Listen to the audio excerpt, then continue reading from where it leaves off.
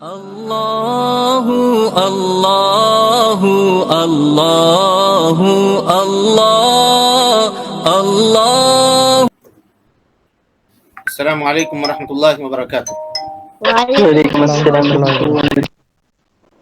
ان الحمد للہ نحمده ونستعینه ونستغفره ونعوذ باللہ من شرور انفسنا ومن سیئات اعمالنا من يهده الله فلا مضل له ومن يضلل فلا هادي له واشهد ان لا اله الا الله وحده لا شريك له واشهد ان محمدا عبده ورسوله اما بعد فان خير الحديث كتاب الله وخير الهدي هدي محمد صلى الله عليه وسلم وشر الأمور محدثاتها وكل محدثة بدعة وكل بدعة ضلالة وكل ضلالة في النار۔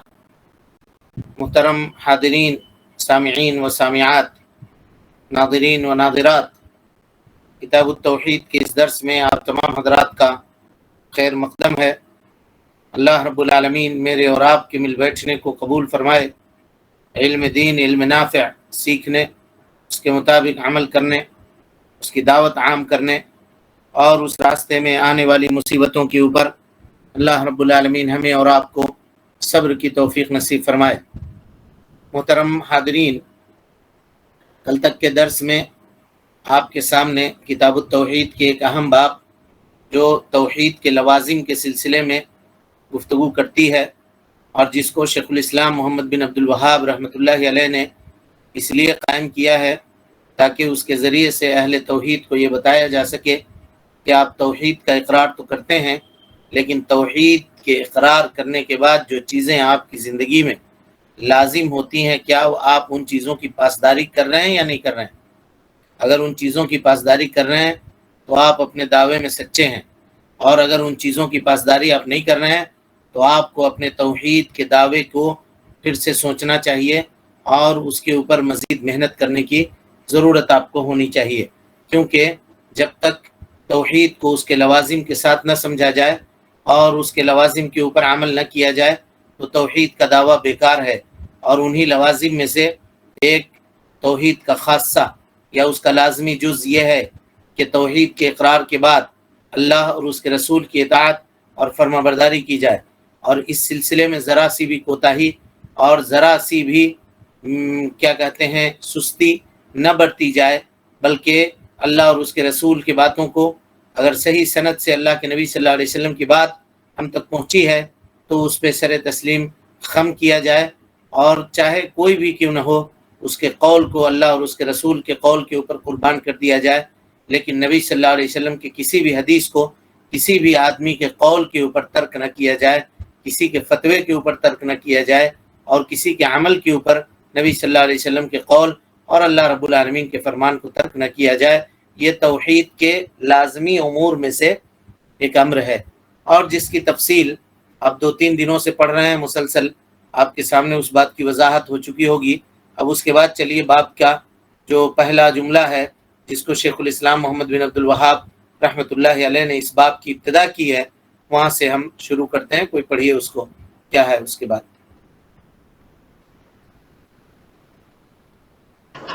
الحمد للہ والصلاة والسلام علی من لا نبی بعد، اما بعد فاعوذ باللہ من الشیطان الرجیم، بسم اللہ الرحمن الرحیم۔ اللہ تعالیٰ کی حلال کردہ چیز کو حرام یا حرام کردہ چیز کو حلال کرنے میں علماء و امراء کی اطاعت ان کو رب کا درجہ دینا ہے۔ حضرت ابن عباس رضی اللہ عنہ نے فرمایا، تمہارا یہی حال رہا تو قریب ہے کہ تم پر آسمان سے پتھر برسیں۔ میں تمہیں رسول اللہ صلی اللہ علیہ وسلم کا فرمان سناتا ہوں اور تم اس کے مد مقابل ابو بکر رضی اللہ عنہ اور عمر رضی اللہ عنہ کی بات کرتے ہو۔ جی، حضرت عبداللہ ابن عباس رضی اللہ عنہما کے اس قول سے مصنف رحمۃ اللہ علیہ نے اس باب کی شروعات کی ہے۔ حضرت عبداللہ ابن عباس رضی اللہ عنہما فرماتے ہیں، یوشک ان تنزل علیکم حجارۃ من السماء، اقول قال رسول اللہ صلی اللہ علیہ وسلم وتقولون قال ابو بکر وعمر، یعنی قریب ہے کہ اللہ رب العالمین تمہارے اوپر آسمان سے پتھروں کی بارش کر دے۔ کیوں آسمان سے پتھروں کی بارش کر دے؟ اقول، میں کہہ رہا ہوں، قال رسول اللہ صلی اللہ علیہ وسلم، اللہ کے نبی صلی اللہ علیہ وسلم نے یہ فرمایا ہے، وتقولون، اور تم لوگ کہہ رہے ہو کہ حضرت ابو بکر نے یہ فرمایا ہے، حضرت عمر رضی اللہ عنہم اجمعین نے یہ فرمایا ہے۔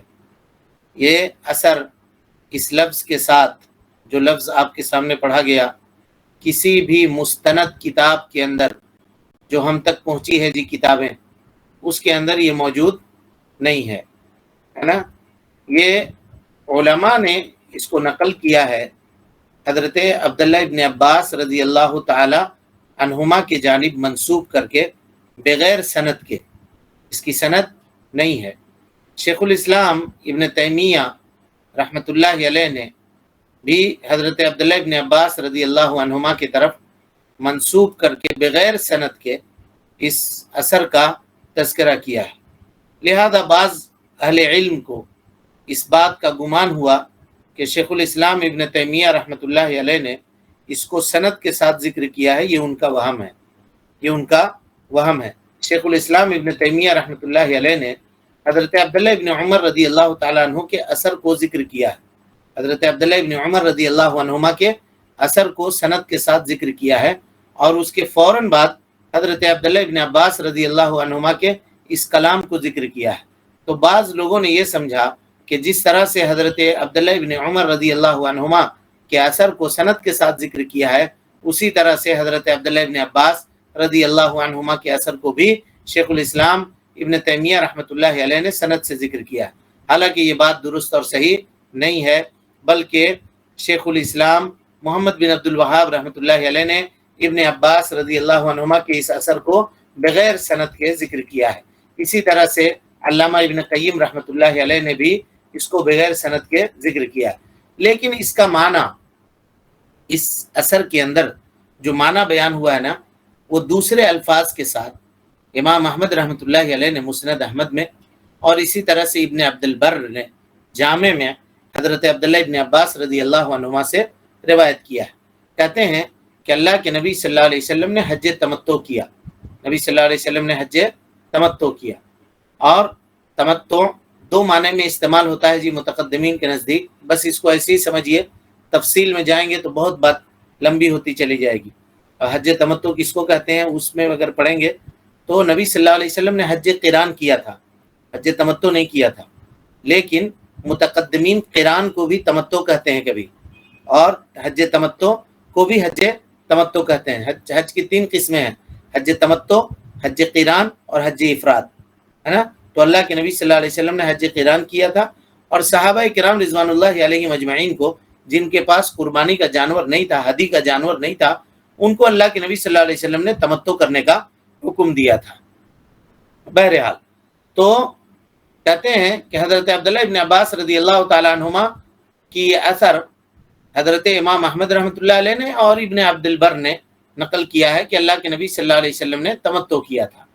تو تمتع کے دو معنی ہیں، جیسا کہ ہم نے آپ کو بتایا کہ حج قران کو بھی تمتع کہا جاتا ہے، اور حج تمتع کو بھی تمتع کہا جاتا ہے، جیسا کہ اللہ کے نبی صلی اللہ علیہ وسلم نے کہا تھا، لو استقبلت من امری مستدبرت لما سقت الهدی ولجعلتها عمرة، کہ جو بات مجھ کو بعد میں پتہ چلی، اگر یہ بات مجھے پہلے پتہ چلتی تو میں اپنے ساتھ قربانی کا جانور لے کر کے نہیں آتا، اور میں اپنے حج کے نیت کو عمرے کی نیت کرتا، یعنی عمرے کی نیت کرتے ہوئے مکۃ المکرمہ پہنچتا اور عمرہ کر کے حج کا لباس احرام اتار دیتا، اور اس کے بعد پھر 8 ذی الحجہ کو لبیک اللہم بحجین کہتا ہوا منی کی طرف جاتا، جو تمتع کرنے کا طریقہ ہے۔ بہرحال تو حضرت عبداللہ ابن عباس کہتے ہیں کہ میں نے یہ کہا کہ اللہ کے نبی صلی اللہ علیہ وسلم نے تمتع کیا۔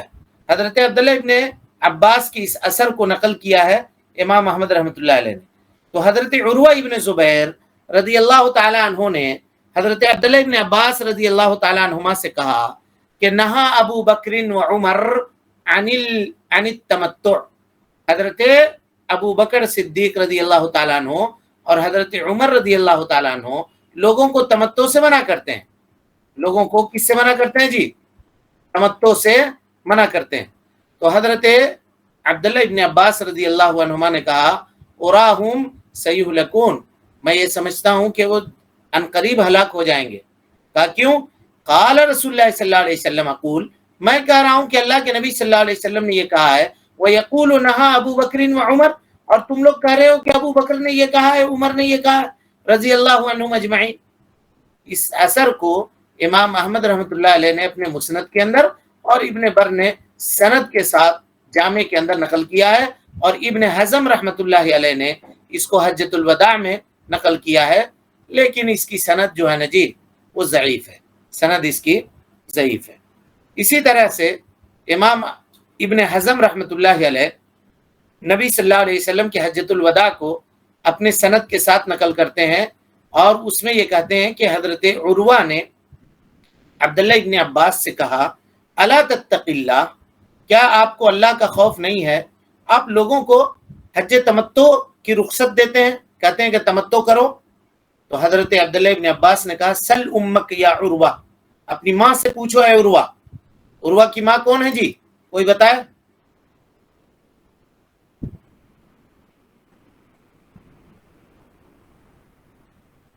حضرت عروہ کی ماں کون ہے؟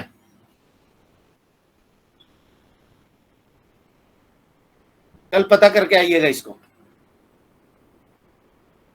کہا کہ اپنی ماں سے پوچھو اے عروہ، فإنها تعلم أن النبي صلی اللہ علیہ وسلم حج قارنا وأمر أصحابه بالتمتع۔ حضرت عبداللہ ابن عباس نے کہا کہ آپ کی والدہ کو پتا ہے کہ اللہ کے نبی صلی اللہ علیہ وسلم نے حج قران کیا، لیکن صحابہ کرام رضوان اللہ علیہم اجمعین کو حج تمتع کرنے کا حکم دیا۔ تو عروہ نے کہا کہ حضرت ابو بکر صدیق رضی اللہ عنہ اور حضرت عمر رضی اللہ تعالیٰ عنہ تو لوگوں کو منع کرتے ہیں اس سے، اور وہ یہ کہتے ہیں کہ لوگ حج تمتع نہ کریں۔ تو حضرت عبداللہ ابن عباس نے کہا کہ وہ اس کام سے رک جائیں، ورنہ اللہ رب العالمین ان کے اوپر اپنا عذاب نازل کرے گا۔ کہا کیوں؟ احدثکم عن رسول اللہ صلی اللہ علیہ وسلم، میں تم کو اللہ کے نبی صلی اللہ علیہ وسلم کی حدیث سنا رہا ہوں، اور تم مجھ کو حضرت ابو بکر و عمر کا قول سنا رہے ہو، یعنی تم اللہ کے نبی صلی اللہ علیہ وسلم کے قول کا مقابلہ حضرت عمر اور حضرت ابو بکر رضی اللہ تعالیٰ عنہ کے قول سے کر رہے ہو۔ قریب ہے کہ اللہ رب العالمین تم کو اپنے عذاب کے اندر گرفتار کر دے، قریب ہے کہ تم کو اللہ رب العالمین اپنے عذاب کے اندر گرفتار کر دے۔ اس اثر کو سمجھ گئے جی آپ لوگ کہ نہیں سمجھے؟ یہ اثر جو آپ کے سامنے بیان ہوا اس کو سمجھ گئے؟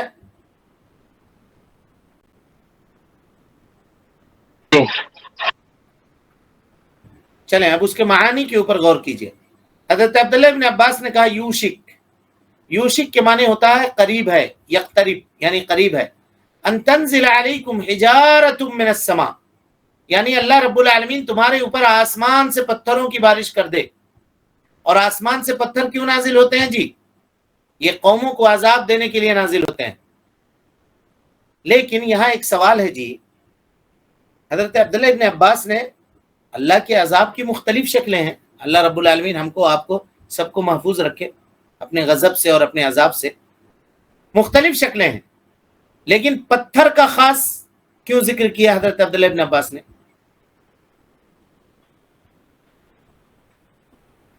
ہاں جی،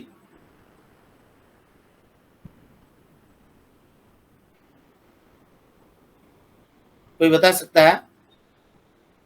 جلدی کیجئے، نہیں جانتے ہیں تو بولیے نہیں جانتے ہیں، تاکہ ہم بتائیں آگے چلیں، ٹائم پاس نہیں ہو۔ آپ بتا دیں۔ قرآن مجید کی آیت ہے سورہ ہود میں، ہاں قرآن مجید کی آیت ہے سورہ ہود میں، اللہ تعالیٰ فرماتا ہے فلما جاء امرنا جعلنا عالیہا سافلہا وامطرنا علیہم حجارۃ من سجیل۔ اللہ رب العالمین نے آسمان سے پتھروں کی بارش کی لوگوں کے اوپر، اور کہا کہ وما ہی من الظالمین ببعید، اور جو ظلم کرنے والا ہے پتھر کا یہ عذاب اس سے بعید نہیں ہے۔ اللہ رب العالمین ظالموں کے اوپر پتھروں کی بارش کر سکتا ہے، اور یہ ظالموں سے بعید نہیں ہے۔ اس آیت کو سامنے رکھتے ہوئے حضرت عبداللہ ابن عباس رضی اللہ تعالیٰ عنہ نے یہ کہا کہ یوشک ان تنزل علیکم حجارۃ من السماء، کہ تمہارے اوپر قریب ہے کہ اللہ رب العالمین پتھروں کی بارش نازل کر دے۔ سورہ ہود کی 83 نمبر کی آیت ہے، اس کی تفسیر پڑھیے تو بات آپ کو واضح ہوگی۔ اقول، حضرت عبداللہ ابن عباس نے کہا کہ میں کہتا ہوں، قال رسول اللہ صلی اللہ علیہ وسلم، اللہ کے نبی صلی اللہ علیہ وسلم نے یہ فرمایا ہے، وَتَقُولُونَ، اور تم لوگ کہتے ہو، قال ابو بکر و عمر، حضرت ابو بکر صدیق نے یہ کہا ہے، حضرت عمر نے یہ کہا ہے جی۔ اس امت کے سب سے افضل ترین لوگ کون ہیں؟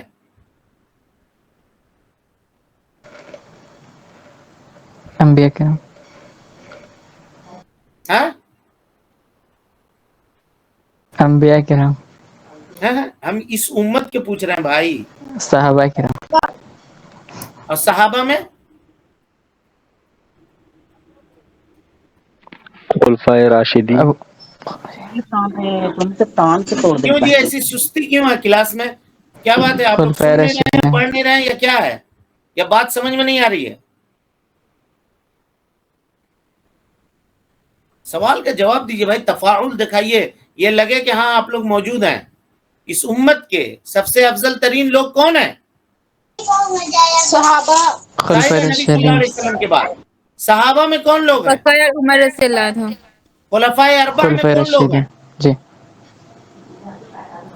ابو بکر صدیقی، ابو بکر، حضرت عمر، ابو بکر صدیق اور عثمان، حضرت عمر فاروق عمر رضی، رضی اللہ عمر عنہ، فاروق رضی اللہ عنہ۔ اور ان سے بھی کوئی افضل ہو سکتا ہے نہیں نہیں، اس امت میں؟ نہیں، سوچ سمجھ کے بولیے، ہوا میں فائرنگ مت کیجیے۔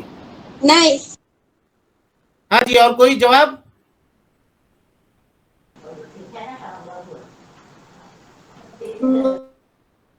عائشہ رضی اللہ عنہا، ہاں امہات المومنین عائشہ رضی ارے اللہ، ارے ارے ارے ارے نہیں معلوم۔ ارے یار، تو پھر پورا تو حضرت معاملہ ہی محمد صلی چوپٹ اللہ ہو علیہ گیا نا وسلم۔ پھر مفیز۔ عائشہ رضی اللہ عنہ کیسے ہو سکتی ہیں بھائی؟ اس بات کے اوپر تو امت کا اجماع ہے نا جی، کہ حضرت ابو بکر و عمر کے بعد نبی صلی اللہ علیہ وسلم کے بعد جو درجہ آتا ہے وہ سب سے پہلے نمبر پہ درجہ کس کا ہے اس امت میں؟ ابو بکر، حضرت ابو بکر صدیق رضی اللہ تعالیٰ عنہ کا۔ اور دوسرے نمبر پہ حضرت عمر رضی اللہ تعالیٰ عنہ کا۔ تیسرے نمبر پہ حضرت عثمان رضی اللہ تعالیٰ عنہ کا۔ اور چوتھے نمبر پہ حضرت علی رضی اللہ تعالیٰ عنہ کا ہے یا نہیں؟ ہاں، سوائے حضرت عیسیٰ علیہ الصلوۃ والسلام کے، یہ اس امت میں آئیں گے تو اس وقت وہ حضرت ابو بکر سے بھی افضل ہوں گے، یہ بتانے کے لیے ہم یہ کہہ رہے تھے۔ تو آپ لوگ تو اب ہم کو، اب آپ لوگ تفاعل دکھاتے ہی نہیں ہیں، سمجھتے ہی نہیں ہیں بات کو، کیونکہ وہ نبی بھی ہیں اور اس امت کے بھی فرد ہیں، تو اس حیثیت سے حضرت ابو بکر صدیق رضی اللہ تعالیٰ عنہ سے بھی ان کا درجہ اوپر ہوگا۔ سمجھ گئے بات کو؟ جی،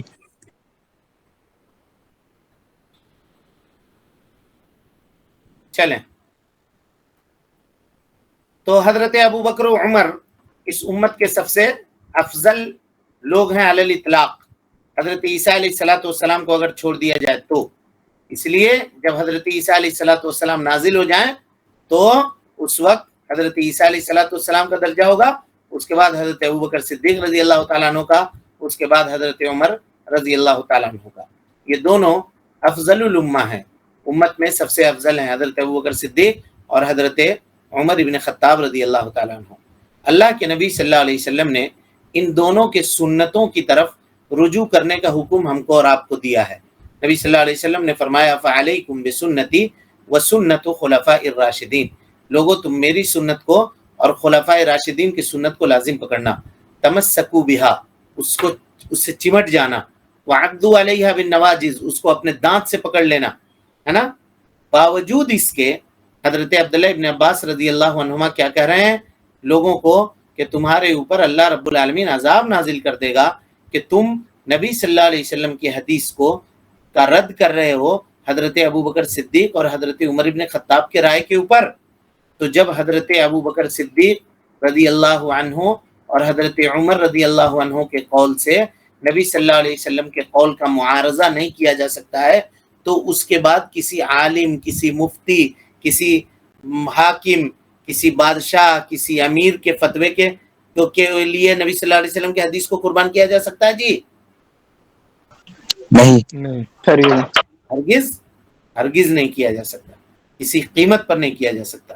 اللہ کے نبی صلی اللہ علیہ وسلم کی بات جب آ جائے تو آپ صلی اللہ علیہ وسلم کے بات کے اوپر کسی کی بھی بات کو آگے نہیں بڑھایا جا سکتا۔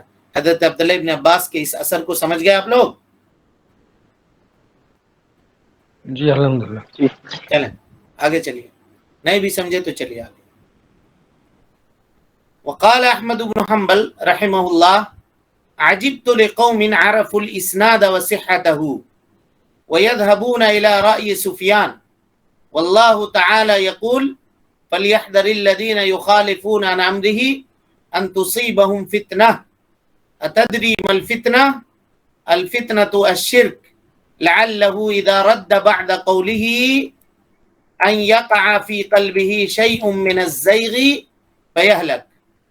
امام احمد ابن حنبل رحمۃ اللہ علیہ کہتے ہیں عجبت لقوم، مجھے تعجب ہے ان قوم کے اوپر، ان لوگوں کے اوپر، عرف الاسناد، جو اسناد کو جانتے ہیں، سندوں کو جانتے ہیں، حدیثوں کو پرکھنا جانتے ہیں، حدیث کے صحیح اور غلط کو جانتے ہیں، وَيَذْهَبُونَ إِلَىٰ رَأْيِ سفیان، اور حدیث کو چھوڑ کر کے سفیان ثوری کے رائے کی طرف چلے جاتے ہیں۔ یہ علماء میں سے ایک عالم ہے، تابعی ہیں، سفیان ثوری رحمت اللہ علیہ۔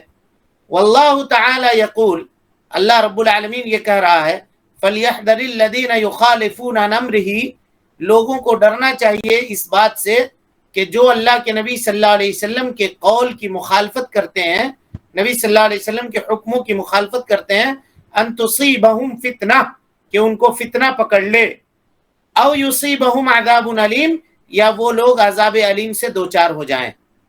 اتدری ما الفتنہ، کیا تمہیں معلوم ہے فتنہ کیا ہے؟ تو کہا الفتنۃ الشرک، فتنہ کیا ہے؟ شرک ہے۔ لعلہ اذا رد بعد قولہ، امام احمد ابن حنبل کہتے ہیں کہ ایسا ہو سکتا ہے کہ اللہ کے نبی صلی اللہ علیہ وسلم کے بعض قول کو وہ رد کر دے اور اس کے دل کے اندر اللہ رب العالمین کجی ڈال دے، اور اس کجی کے وجہ سے، اس ٹیڑھے پن کی وجہ سے وہ کیا ہو جائے؟ ہلاک ہو جائے، ہلاک ہو، برباد ہو جائے، اس ٹیڑھے پن کی وجہ سے کہ اللہ رب العالمین حدیثوں کو رد کرنے کی وجہ سے اس کے دل کے اندر ٹیڑھا پن ڈال دے۔ یہ امام احمد ابن حنبل رحمۃ اللہ علیہ کا کلام ہے، جس کو امام احمد ابن حنبل رحمۃ اللہ علیہ کے بعض تلامذہ نے ان سے نقل کیا ہے، اور یہ ان کے اصحاب کے کتب اور ان کے مؤلفات کے اندر یہ باتیں مروی ہیں، اور امام احمد ابن حنبل رحمۃ اللہ علیہ کی جو فقہی کتابیں ہیں ان کتابوں کے اندر بھی یہ چیز مروی ہے۔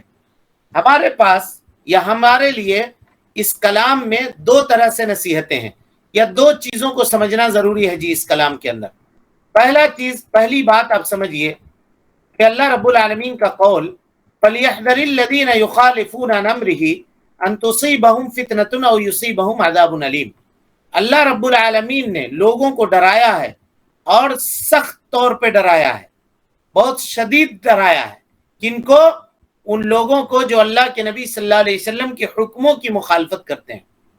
اور یہاں پہ غور کیجئے، اللہ رب العالمین نے کہا یخالفون عن امرہ، یخالفون امرہ صرف نہیں کہا، یخالفون عن امرہ کہا۔ پتہ یہ چلا کہ اللہ کے نبی صلی اللہ علیہ وسلم نے اس کو لازم ذکر نہیں کیا بلکہ متعدی ذکر کیا، اور متعدی عن کے ذریعے سے ذکر کیا۔ مطلب یہ ہوا کہ جو آدمی اللہ کے نبی صلی اللہ علیہ وسلم کے قول کی خلاف ورزی کر رہا ہے، کیوں؟ اس لیے کہ وہ اعراض کر رہا ہے، یا نبی صلی اللہ علیہ وسلم کے قول کو کسی دوسرے کے قول سے ٹکرا کر کے، آپ کے قول کو نیچا دکھا کر کے دوسرے کے قول کے اوپر عمل کر رہا ہے، یہ مراد ہے اس سے، سمجھ رہے ہیں؟ یہاں صرف مخالفت مراد نہیں ہے، بلکہ ایسی مخالفت جو آپ کے باتوں سے اعراض کرنے کے اوپر ابھارتی ہو۔ یعنی معنی کیا ہوگا؟ فَلْيَحْذَرِ الَّذِينَ يُخَالِفُونَ عَنْ أَمْرِ النَّبِيِّ صلی اللہ علیہ وسلم، ان لوگوں کو ڈرنا چاہیے کہ جو لوگ اللہ کے نبی صلی اللہ علیہ وسلم کے قول سے مخالفت کرتے ہیں، معرضین عنہ الی غیرہ، اس سے اعراض کرتے ہوئے دوسرے کے قول کو لینے کے لیے، یعنی نبی کے قول کو کیوں ٹھکرا رہا ہے؟ اس لیے نہیں ٹھکرا رہا ہے کہ نہیں جانتا ہے، نبی کے قول کو اس لیے ٹھکرا رہا ہے کہ وہ نبی کے قول کے اوپر کسی دوسرے کے قول کو سمجھ رہا ہے، اس لیے ٹھکرا رہا ہے نا، اس لیے ٹھکرا رہا ہے۔ تو ایسے آدمی کو ڈرنا چاہیے، ایسے آدمی کو خوف کھانا چاہیے کہ اللہ رب العالمین اس کو فتنے سے دوچار کر دے، فتنے سے دوچار کر دے۔ فتنے کا کیا معنی ہے جی؟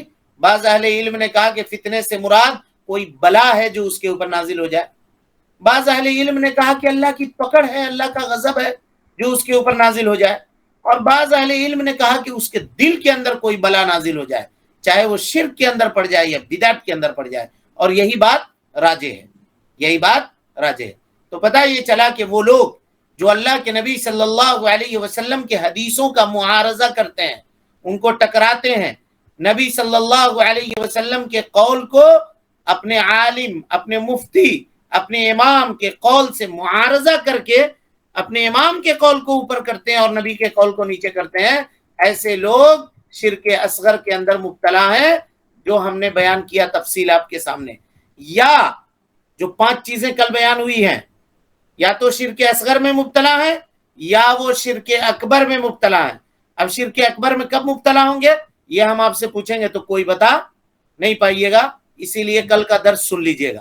یا وہ آدمی بدعت کے اندر مبتلا ہو جائے، کب بدعت کے اندر مبتلا ہو جائے گا؟ جب وہ یہ عقیدہ رکھے کہ وہ اللہ کے نبی صلی اللہ علیہ وسلم کے بعد سے اچھی بات اس کی بات ہے۔ کیونکہ دنیا میں کوئی بھی آدمی جو مسلمان ہوگا جی، وہ کبھی بھی زبان کھول کر کے یہ نہیں کہے گا کہ میں اللہ کے نبی صلی اللہ علیہ وسلم سے بہتر ہوں۔ کم سے کم ہم تو نہیں سمجھتے ہیں کہ کوئی آدمی دنیا میں مسلمان بھی ہو اور وہ یہ کہے کہ نہیں، ہم اتنی جرت اپنے اندر وہ اکٹھا کر سکے کہ ہم اللہ کے نبی صلی اللہ علیہ وسلم سے بہتر ہیں، نعوذ باللہ، یہ کہنے کی جرت کوئی بھی آدمی نہیں کرے گا، کوئی بھی نہیں کرے گا، کسی بھی حال میں نہیں کرے گا۔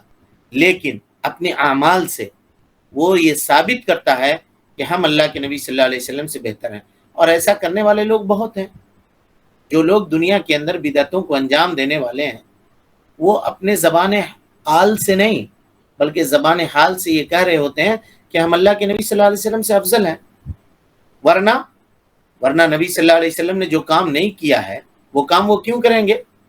اللہ کے نبی صلی اللہ علیہ وسلم نے جس کو دین نہیں سمجھا ہے اس کو وہ دین کیوں سمجھیں گے؟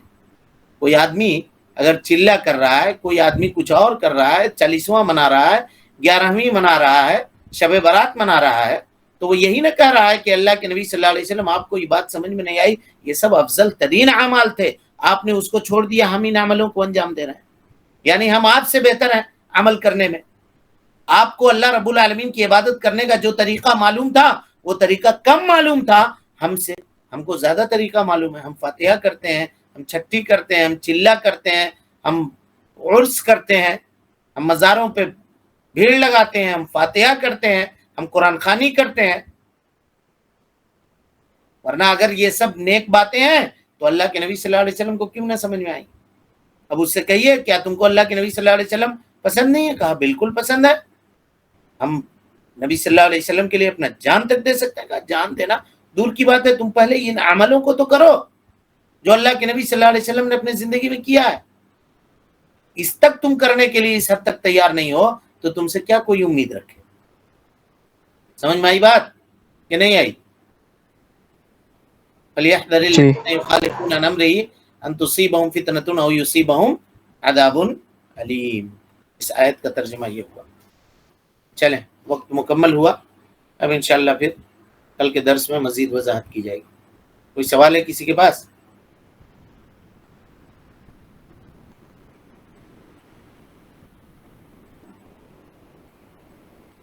کوئی سوال ہے جی؟ دیکھیے جی، اس طرح سے پڑھنے سے پڑھائی نہیں ہوگا، آپ لوگ سب لوگ سمجھ لیجئے، چاہے اچھا لگے یا برا لگے آپ لوگوں کو۔ یہ چوہا بلی کا کھیل کھیلنے سے پڑھائی نہیں ہوگا. جو بات ہم کہہ رہے ہیں اس کو سمجھیے اور کتاب سب لوگ کھولیے. کبھی کبھی کتاب کی پڑھائی ہوتی ہے تو کتاب تو کھول کر کے دیکھا کیجیے. کم سے کم ایک آدمی جو پڑھ رہا ہے وہ ٹھیکہ لیا ہوا ہے کیا؟ اگر وہ نہیں پڑھ رہا تو دوسرے آدمی کو تو چاہیے کہ وہ پڑھے. تو آپ لوگ صرف یہ سمجھتے ہیں کہ ہم کلاس میں آ کر کے بیٹھ گئے, جو پڑھا رہا پڑھ لیے, پھر بند کر کے چلے گئے, ایک دن کا فارمیلٹی ہے. ایسے کر رہے ہیں تو کوئی فائدہ نہیں ہوگا کتاب پڑھنے سے. سارے لوگ کھولتے ہیں کتاب, بولیے نہیں. تو اسے پڑھ کے کیا فائدہ؟ یہاں کتاب پڑھانا ہے نا, ہم تقریر نہیں کر رہے ہیں نا جی. اس سے اچھا جلسہ سن لیجئے. جلسہ تھوڑی ہو رہا ہے, یہاں کتاب پڑھائی جا رہی ہے. کتاب میں جو باتیں پڑھائی جا رہی ہیں اس کو دیکھیے, اس کے اوپر غور کیجئے. ہم ایک ایک لفظ کے اوپر بحث کر رہے ہیں, آپ لوگ صرف یوں ہی بیٹھے ہوئے ہیں.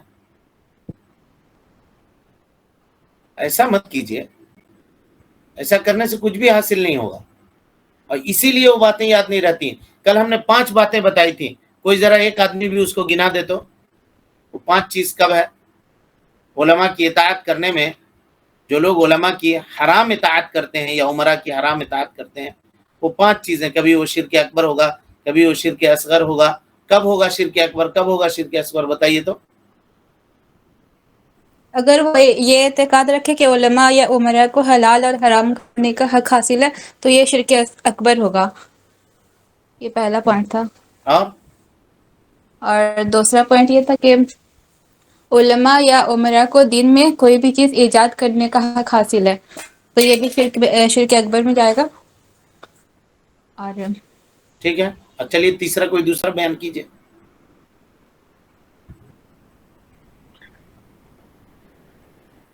اندھی تقلید. علماء کا قول کو اللہ سے بہتر ہے سمجھنا مشرک ہوگا اور شرک اکبر ہوگا. اور اگر وہ شرک کا بھی حکم دے تو بھی مان لینا, تو بھی مشرک ہوگا اور یہ بھی شرک اکبر میں آئے گا. اور دلیل عالم کے فتوے پہ شک پر بھی عمل کرنا جانتے ہوئے. یہ کیا ہوگا؟ شرک اصغر ہوگا. شرک کے علاوہ چیزوں کے اوپر عمل کرے گا تو شرک اصغر ہوگا. چلیے ٹھیک ہے, 2 آدمی بھی سمجھ رہے ہیں تو ہم کامیاب ہیں. ویسے باقی لوگوں کو بھی سمجھنا چاہیے. اور کتاب کھولیے, جب کتاب پڑھائی ہونا تو اپنے واٹس ایپ کے اوپر کتاب کھول لیا کیجیے, سمجھ گئے, یا پرنٹ آؤٹ نکال لیجیے. کتاب التوحید خرید لینی چاہیے جب پڑھ رہے ہیں تو, اتنی تفصیل سے پڑھ رہے ہیں تو کتاب ایک ایک خرید لینی چاہیے. کتاب ملتی ہے مارکیٹ میں, بہت آسانی سے دستیاب ہو جائے گی. جو ایڈمن ہے ایڈمن سے آپ کانٹیکٹ کیجیے, 100 روپے میں کتاب مل جائے گی. کتاب لے کر کے کتاب کھول کر کے بیٹھیے قاعدے سے, تاکہ جو پڑھیں وہ آپ کو سمجھ میں آئے اور وہ دیر تک رہے. ٹھیک ہے, چلیے. السلام علیکم ورحمۃ اللہ وبرکاتہ. کیا بول رہے ہیں؟ حدیث بولے نا اس کی درجہ ضعیف ہے.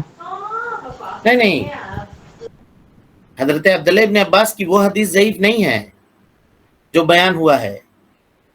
بعد میں جو ہم نے بیان کیا نا, کہ امام احمد ابن حنبل نے اور امام ابن حزم نے جو سند کے ساتھ روایت کیا وہ ضعیف ہے, لیکن معنی کے اعتبار سے وہ صحیح ہے.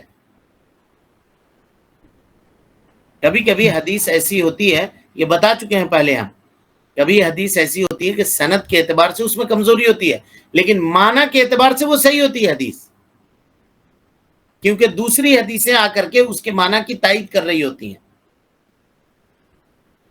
سمجھ گئے؟ جی جزاک اللہ.